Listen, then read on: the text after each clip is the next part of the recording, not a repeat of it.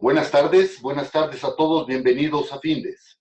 Son las 18 horas, día 18 de julio, momento de dar inicio a la transmisión del webinar que tenemos preparado para este día, denominado Ruta Crítica. ¿En qué consiste? Soy Emilio Villalobos, directivo de la Fundación, y les agradezco la oportunidad que me brindan o que nos brindan de dirigirnos a todos ustedes. Me acompaña el profesor Joaquín Eduardo Mendoza Alfaro, especialista de Findes en el área de desarrollo organizacional, a quien me permito presentar como licenciado en psicología, certificado como consultor interno en calidad y productividad. Joaquín ha participado en diversos cursos, conferencias y seminarios de calidad en el servicio, desarrollo de ejecutivos en acepción amplia y lo referente al desarrollo del capital humano en términos generales, tanto en México como en el extranjero. Actualmente dirige su propia consultora en sistemas de calidad y desarrollo ejecutivo. Y antes de cederle la palabra, les invito a que formulen sus preguntas, nos den sugerencias y comentarios, y al término de la plática del profesor Joaquín, dispondremos de algunos minutos para atenderles. Joaquín, buenas tardes, podemos iniciar. Muchas gracias. Pues muy buenas tardes, sean bienvenidos a este webinar de Ruta Crítica. ¿En qué consiste? Vamos a empezar hablando de este tema, dándole un concepto muy básico, pero fundamental, que es el de un proyecto. Se define un proyecto como un esfuerzo temporal que se lleva a cabo para crear un producto, servicio o resultado único. Es a partir de esta definición del Project Management Book of Knowledge que tenemos que entender que los proyectos son una necesidad de cualquier organización, una necesidad que les permite precisamente crecer, cambiar y adaptarse. Las organizaciones que carecen de proyectos, que no tienen proyectos, que no lanzan nuevos proyectos, pues evidentemente son organizaciones que se van a estancar. Y por lo tanto, y muy lamentable, pero muy cierto, dejan poco a poco de ser competitivas. Entonces, los proyectos son aquellos que llevan precisamente a las organizaciones a mantenerse competitivas, a ser más competitivas, y de esta forma, cubriendo pues todas aquellas necesidades, expectativas y requisitos de sus clientes. Pero, y puse aquí un pero grandote, la realidad de la administración de proyectos es muy lamentable. Este es unos datos que da el Sanders Group. Dice que el 31% de los proyectos fueron cancelados antes de que se completaran. O sea que solamente 69% siguieron, pero 53% de los proyectos terminaron costando más de 189% de sus presupuestos originales. Y esto nos habla mucho precisamente de cómo fueron su planeación y programación. Pero lo más triste es 44% de los proyectos finalizaron sin lograr sus objetivos.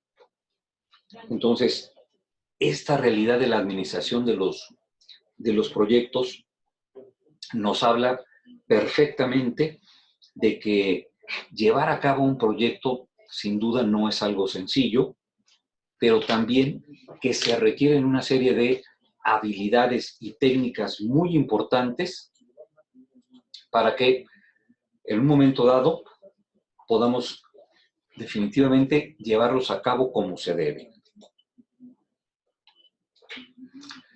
Entre las principales causas de éxito o fracaso de un proyecto están estas tres que ustedes están viendo.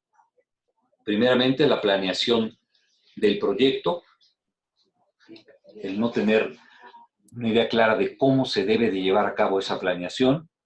Definitivamente la gestión o dirección del proyecto, que la persona que debe de llevar a cabo ese proyecto, el responsable de dar la cara por el mismo, carece de las habilidades directivas y gerenciales necesarias para sacarlo adelante, pero también, muy importante, es la selección y uso de herramientas para la gestión del proyecto.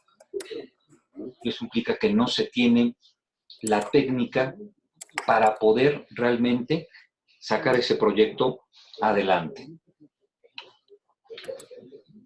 Y quiero dejar también muy claro esto, la parte de la planeación. La planeación es aseguramiento de resultados. Cuando no se planea o se planea mediocremente, desafortunadamente, se está dejando de lado la parte más importante, la responsabilidad más importante en este caso de quienes llevan a cabo los proyectos, que es asegurar los resultados, independientemente de todo. Se tienen que asegurar los resultados. Aseguramiento de resultados implica definitivamente entonces planear. Esto implica que no estamos dejando las cosas al garete, no las estamos dejando al azar y estamos predeterminando entonces el curso de los eventos. Y por lo tanto, esto nos permite con seguridad empezar a establecer el rumbo que nosotros determinamos para alcanzar los resultados que se requieren. Les presento de manera muy breve cómo se integra un proyecto. Primero, un proyecto se tiene que identificar la verdadera necesidad. A partir de ella se tendrá que identificar cuál es su solución óptima, qué es aquello que realmente va a darle una solución eficaz y eficiente a esa necesidad. Y a partir de esa solución óptima, encontrar cuáles son las alternativas que más se ajusten a la realidad de la organización y que permitan entonces el desarrollo completo de la solución. Y con eso ya tenemos entonces un plan preliminar. Este plan preliminar nos va a llevar a su aprobación y en este caso a un acta constitutiva del proyecto. Y entonces pasamos a lo que es el plan técnico del proyecto. Entonces, se integra el proyecto, se presenta, se aprueba y se pasa a la planeación técnica del mismo. El plan técnico del proyecto conlleva muchas actividades. Implica desde lo que es el objetivo del proyecto, determinar claramente cuáles son los resultados específicos que se han de alcanzar a partir del proyecto. A partir de esto, bueno, se tendrán que definir cuáles son las grandes actividades o fases del proyecto.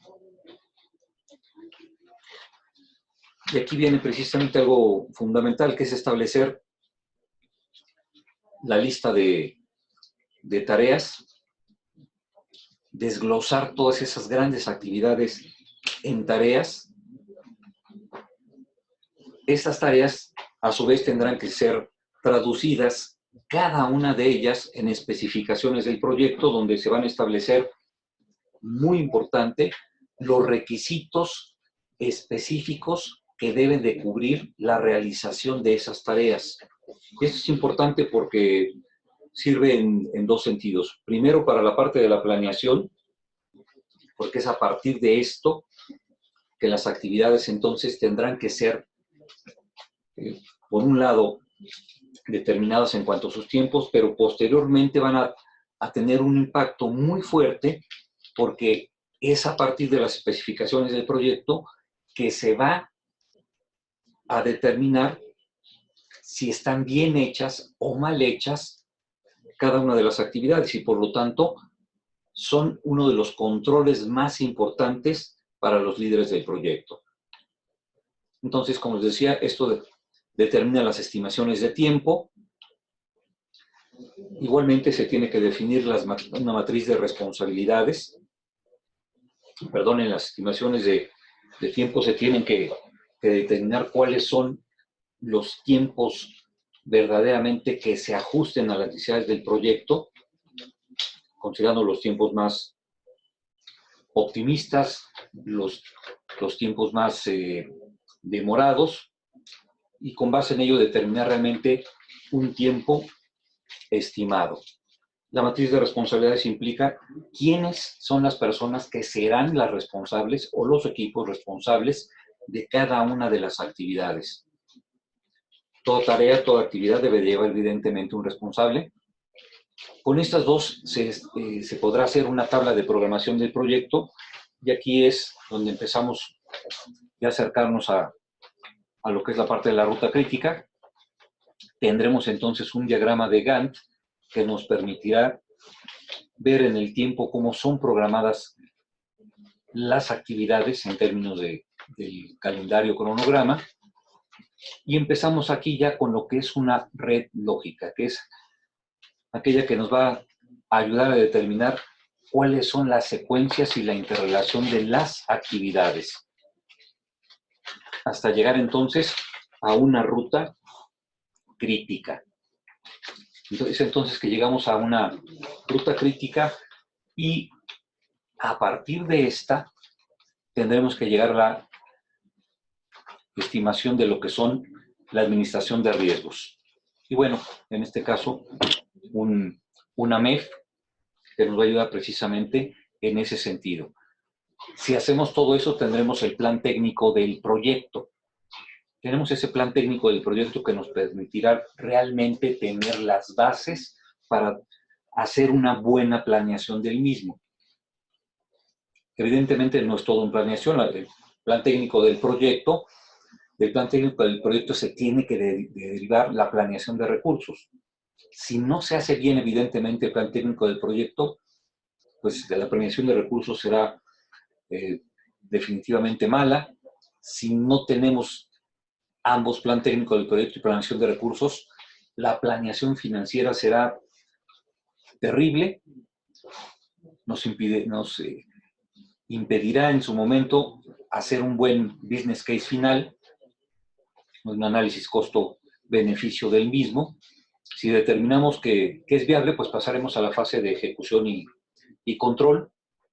Hay proyectos que lamentablemente se terminan aquí porque se ve que no son viables, pero si pasamos esa parte de ejecución y control, entonces es cuando empezamos realmente a llevar a cabo el proyecto. Regresando a la parte de lo que es la ruta crítica, un concepto fundamental es aquel que nos dice que son las predecesoras. Como ustedes pueden ver aquí, las predecesoras son aquellas tareas que previamente debieron ser ejecutadas como un requisito indispensable para poder iniciar la tarea que se está programando. Por ejemplo, si ustedes ven aquí, la tarea 1.1.3, obtener copias de planos, tiene como predecesora la 1.1, que es obtener la firma del director de la obra. Por lo tanto, no se puede hacer esta 1.3 si primero no se ha completado la 1.1. E igual sucede, por ejemplo, con esta 1.1.4. Se tiene que haber completado la 1.1.2 y la 1.1.3 para poder realizarla. Ese es el concepto de predecesora. Aquella actividad que se debió haber ejecutado como un requisito indispensable para poder iniciar la siguiente. El diagrama de Gantt, para diferenciarlo, aquí lo traté de poner muy sucintamente, entonces es una gráfica de barras en un sentido horizontal cuya longitud representa la duración de cada una de las tareas. Y a partir de conectores también se establece la relación entre las diferentes tareas. Por ejemplo, aquí pueden ver ustedes, por ejemplo, en términos de días laborables de una semana, cuánto tiempo se llevan estas diferentes tareas. Entonces, nos habla prácticamente de el tiempo que se van a llevar a cabo estas tareas, considerando ya unas determinadas fechas o un cronograma. Es muy importante porque el diagrama de Gantt nos permite ver gráficamente la planeación temporal del proyecto y registrar los avances de la ejecución, estableciendo comparaciones con el plan original.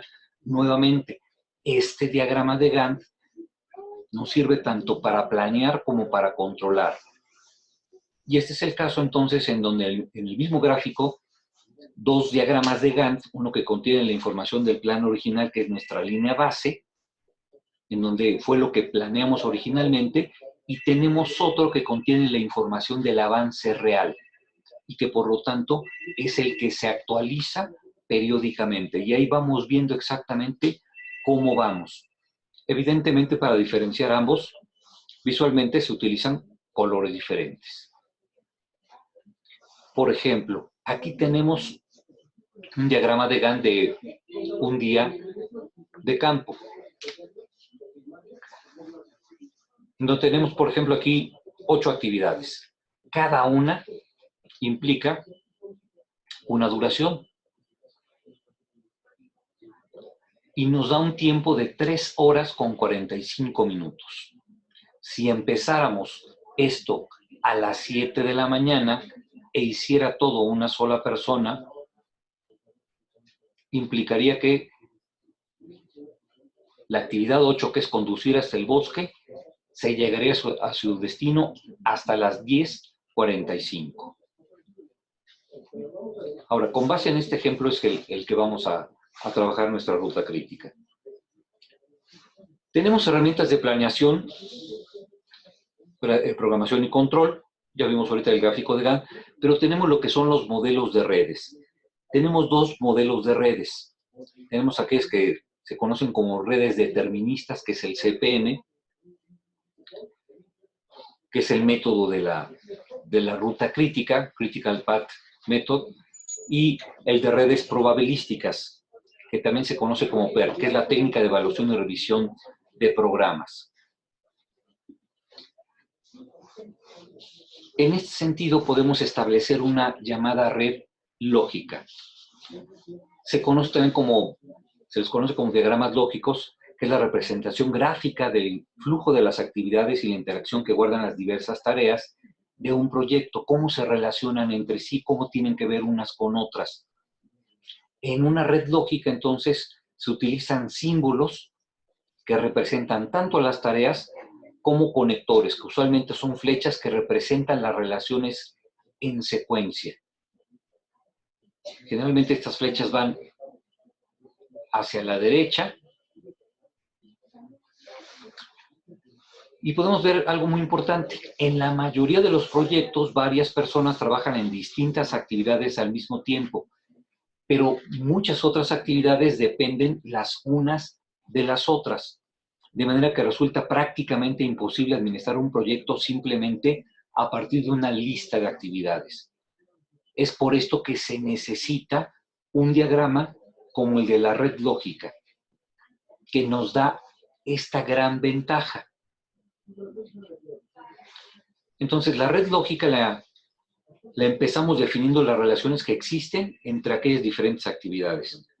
Como mencionaba, hay algunas personas que intentan omitir esta fase y ejecutar directamente el proyecto a partir de listas de tareas, que si bien puede dar resultados en el caso de proyectos pequeños, con 20 o 30 actividades con 1 o 2 personas a cargo, difícilmente van a funcionar o funcionar bien en proyectos integrados por varias decenas de actividades y un amplio equipo de ejecutores. Entonces, la tabla de programación del proyecto será el insumo para que empecemos a elaborar esta red lógica. Tenemos en una red lógica diferentes tipos de relaciones entre las actividades. Por ejemplo, aquí tenemos una relación entre dos actividades, la actividad A y la actividad B. Entonces, la flecha indica que la actividad B no puede realizarse si primero no se ha realizado la actividad A. En algunas ocasiones, una actividad no dispara solamente una, como fue en este caso, sino 2 actividades, como es este caso. Esta actividad A dispara la actividad B, pero también dispara la actividad C. Entonces tenemos, en un sentido, esta divergencia de actividades. Pero por otro lado, ambas actividades pueden terminar en una, como puede ser en este caso, la actividad D. Entonces, aquí convergen ambas actividades en otras. Entonces, tenemos esos diferentes tipos de relaciones entre las actividades.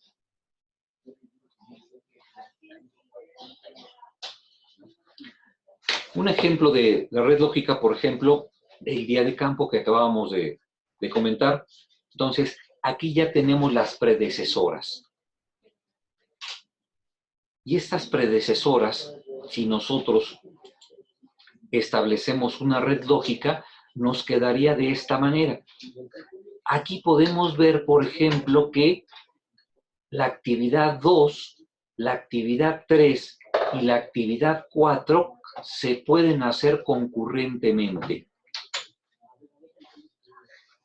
Se pueden hacer concurrentemente estas actividades. De la 2 y 3 se deriva la 5, convergen en la 5. De la 4 se va a la 6, pero la 6 requiere de la 5 y la 4. La 7 requiere de la 6, la 8 requiere de la 7 y ahí es en donde termina. Entonces aquí tenemos la red lógica de este día de campo. Esto ya empieza a tener unas implicaciones muy interesantes. Definimos la ruta crítica como aquella ruta que se encuentra para la cual todas sus actividades tienen una holgura igual a 0. ¿Qué es esto de holgura? Holgura es el tiempo que se puede atrasar una actividad sin afectar la duración total del proyecto. Por ejemplo, una actividad que dura 45 días y tenemos otra actividad que dura 60 días. Se hacen concurrentemente, se hacen al mismo tiempo, de manera simultánea, y la holgura entonces implica que se puede demorar hasta un máximo de 15 días y no afectaría en nada a la conclusión del proyecto, porque como se están haciendo al mismo tiempo, tiene este margen de holgura. Ahora, las actividades que se salen de la ruta crítica, por ejemplo, en el diagrama de Gantt que veíamos, se pueden apreciar, por ejemplo, la existencia de dos actividades que por el cálculo de su duración generan un tiempo de espera o margen de holgura en función de la relación que se guarda con la actividad subsecuente. Por lo tanto, estas actividades no son de ruta crítica. Véanlo aquí, por favor, gráficamente. Entonces, las actividades 3 y 4, que duran 15 y 30 minutos, como se hacen concurrentemente al mismo tiempo que la 2, tienen margen de holgura. Por ejemplo, la 3 con la 2 tienen hasta 30 minutos de margen de holgura. Y la 4 con la 2 tienen 15 minutos de margen de holgura. Por lo tanto, si se llegaran a trazar hasta un máximo de 30 y 15 minutos respectivamente, no afectarían la duración total del proyecto. Y esto es precisamente la parte más interesante.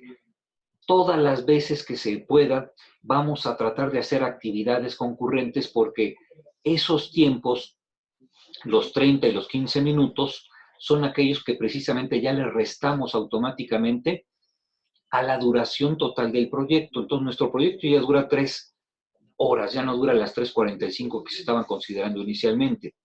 Y por lo tanto, le vamos ganando esos tiempos. Y aquí lo interesante está, y véanlo por favor gráficamente. Estas que tienen ustedes en color anaranjado son las actividades de ruta crítica. La actividad 3 y la actividad 4, como tienen margen de holgura, no son de ruta crítica. ¿Esto qué quiere decir? Que la 1, la 2, la 5, la 6, la 7 y la 8, si se llegan a retrasar, aunque sea un minuto, impactan en la duración total del proyecto. Entonces, la importancia de establecer la ruta crítica estriba en que el líder debe enfocar su atención y seguimiento de manera prioritaria a las actividades que se interrelacionan mediante una ruta crítica. Es decir, que su oportuno inicio o conclusión garantiza que el programa se va a cumplir de acuerdo a lo que fue planeado. En cambio, si esas actividades de ruta crítica se llegasen a retrasar, impactarían negativamente en la fecha de terminación del proyecto. Cualquier retraso en ellas, entonces, le pega directamente a la duración total del proyecto. Por eso son actividades de ruta crítica. Entonces, aquí lo vemos gráficamente en lo que sería el diagrama de Gantt. La 3 y la 4, entonces, tienen estos márgenes de holgura. Pero, ¿por qué más es importante determinar la ruta crítica? Y ya con esto prácticamente concluyo. Primero, la ruta crítica tiene una relación directa con la supervisión que se va a realizar. Entonces, las actividades de ruta crítica serán supervisadas para asegurar que todo se haga de acuerdo a lo planeado y se haga bien. No vamos a supervisar para encontrar errores. Eso definitivamente eso lo hacían los egipcios hace 10.000 años. Y creo que hemos avanzado mucho más que eso. Supervisamos para asegurarnos que lo planeado se lleve a cabo y se haga correctamente. Entonces, ese es el sentido de la supervisión. Asegurar que todo se haga de acuerdo a lo planeado. Pero tiene también otro impacto muy importante. La ruta crítica tiene todo que ver con la administración de riesgos. Porque las actividades de ruta crítica conllevan naturalmente un mayor riesgo, ya que de no concluirse en el tiempo especificado, pues entonces le pegan directamente al tiempo total del proyecto.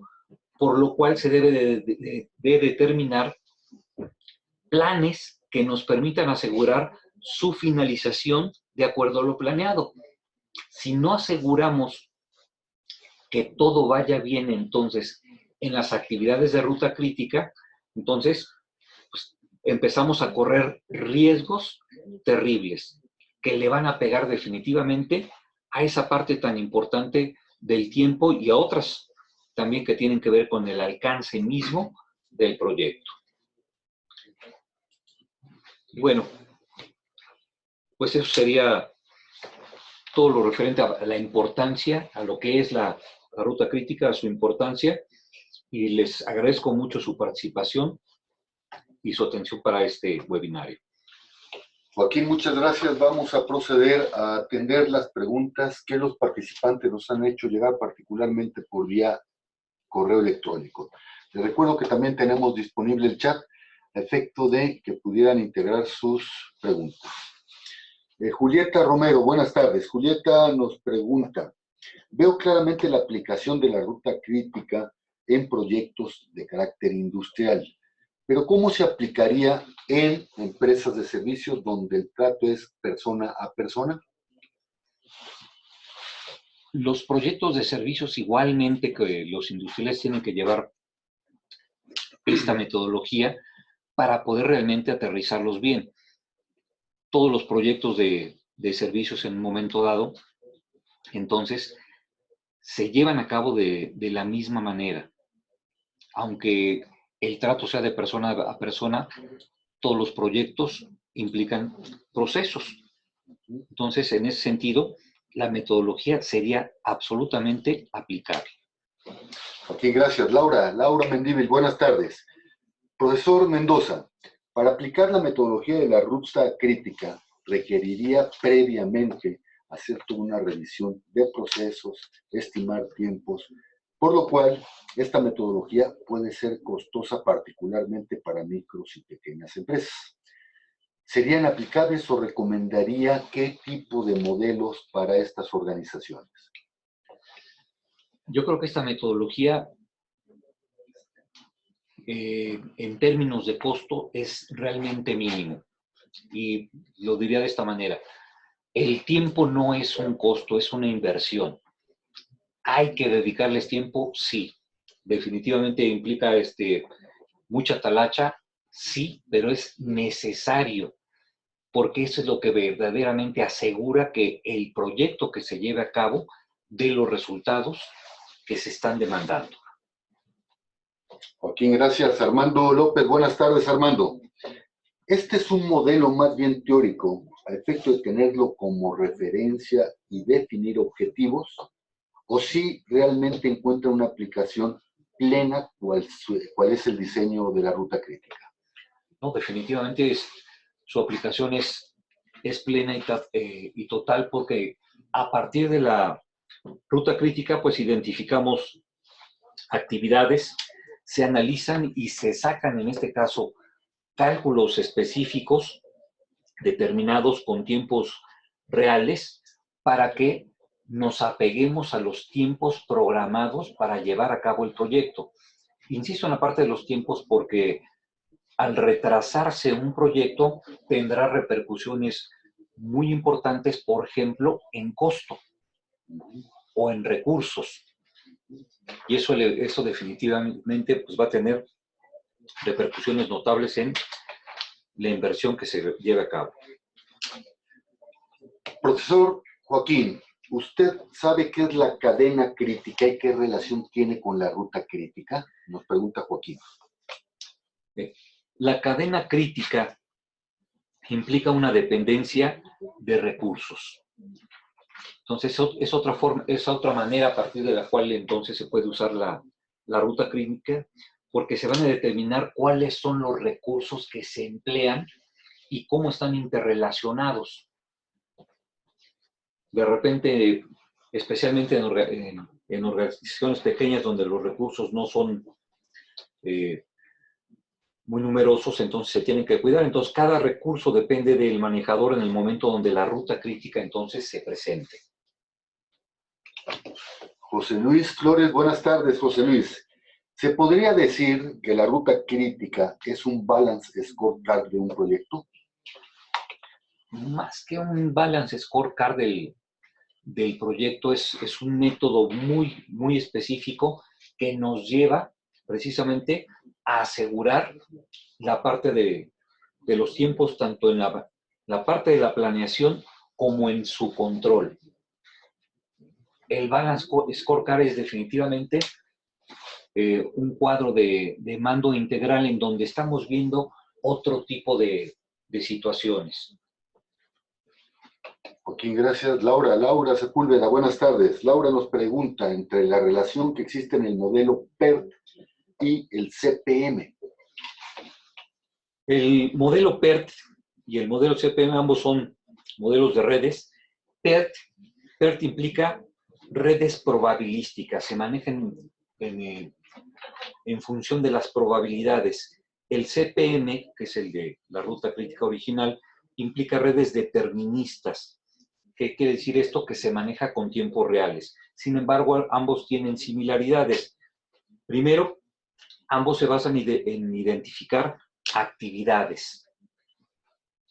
Con base en esas actividades, construyen una red basada en nodos y estas actividades y llevan a cabo y analizan cálculos específicos que son aquellos que arrojan la ruta crítica y las holguras. Gracias, Joaquín. Jonathan, buenas tardes, Jonathan. Jonathan nos dice, ¿qué pasa si hablamos más bien de procesos y no de proyectos? Es decir, del día a día en una organización y aplicamos una ruta crítica. ¿Sería algo así como hacer reingeniería? No. La parte de la reingeniería en un momento dado nos podría simplemente servir como una herramienta alterna para determinar tiempos en algún proceso, pero no sería algo así como una reingeniería. La reingeniería se basa básicamente en el rediseño e invención, en este caso de procesos, a partir de personas que están, vamos a considerarlo así, en el borde de los paradigmas, personas que ven las cosas de manera diferente y por lo tanto se manejan más en el deber ser que en los procesos que ya se tienen definidos. Gracias, Joaquín. Gracias, Joaquín. Antes de terminar esta transmisión, les recuerdo que todos los jueves a las 18 horas estaremos abordando diferentes tópicos de actualidad de interés en el ámbito de los negocios. Y el próximo jueves 25 de julio a las 18 horas abordaremos el tema manejo de conflictos. ¿Cómo identificar el conflicto? Los esperamos, inviten a sus compañeros, inviten a sus amigos. Son las 18 horas con 33 minutos, día 18 de julio. Damos por concluido la transmisión, el desarrollo de este webinario. Muchas gracias. Hasta luego.